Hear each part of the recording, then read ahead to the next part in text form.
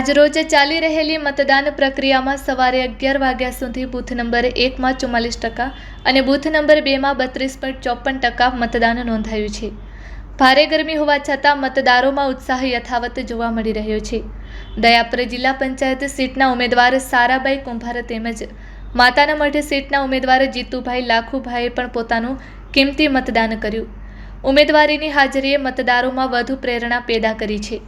નાના મોટા વૃદ્ધો તેમજ દિવ્યાંગ મતદારો વ્હીલચેર સહારે પણ મતદાન મથકો સુધી પહોંચતા જોવા મળ્યા, જે લોકશાહી પ્રત્યેના વિશ્વાસ અને જવાબદારીનું ઉત્તમ ઉદાહરણ છે। મતદાન મથકો પર શાંતિપૂર્ણ માહોલમાં પ્રક્રિયા ચાલુ છે અને ચૂંટણી તંત્ર દ્વારા જરૂરી સુવિધાઓ ઉપલબ્ધ કરાવવામાં આવી રહી છે। Report by Adam Notiyar, Kutch care TV news bureau chief, Lakhpat taluka.